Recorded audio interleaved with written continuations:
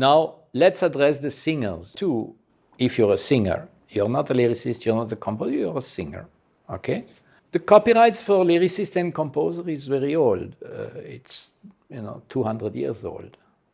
The copyright for singers is only since 94.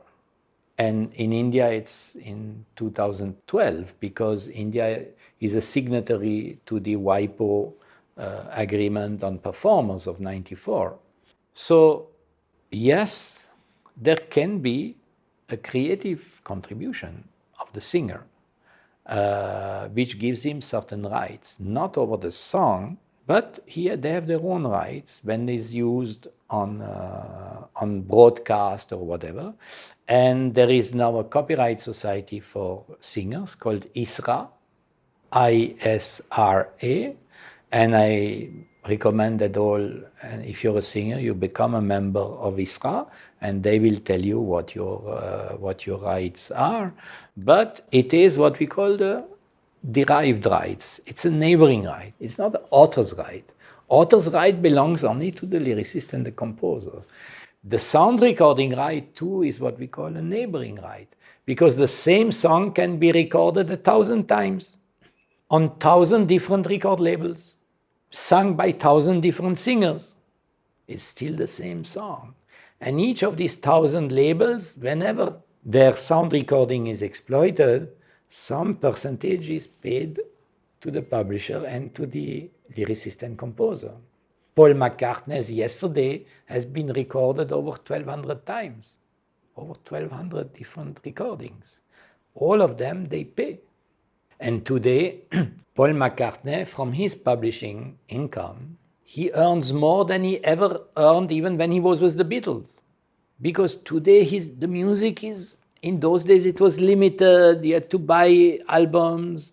In India, it was difficult to buy Beatles albums. Today, just you take your mobile and you listen. Never in the history of the world has music been consumed so much as it is today.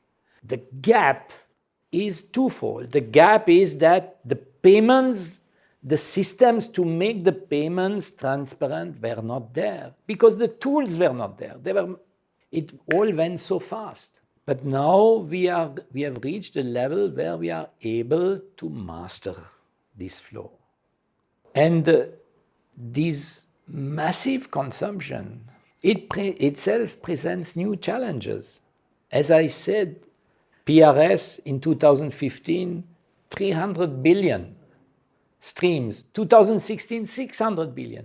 Can we imagine 10 years from now? Can you imagine when 800 million Indians who have mobile phones start streaming and listen to 100 songs every day? We are talking of petabytes of data to process. Now, the telecom companies, they only give us this data. They don't process themselves. They don't have the tools. They don't know who is the owner. They just say, look, this is the sales. You manage. And then it is left to the society. And that was another very important aspect that was discussed when the copyright amendments were going through to Parliament, is we could foresee at that time that this business of processing the reports, it's so expensive, it's such massive, it's bigger than banking. There are more music transactions than bank transactions.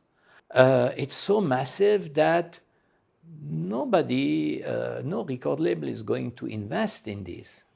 And why should they? I mean, think of it.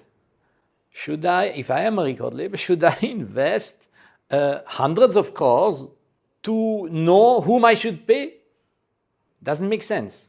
It's those who have to be paid. It is for them to invest, to say that, okay, here is the data, here is the money, and you do with the money what you want. And so it made sense to have only one society and then trust this society with the task, this mammoth task, which is growing exponentially to process these trillions and trillions of streams of transactions that we will see in the future, in the very near future.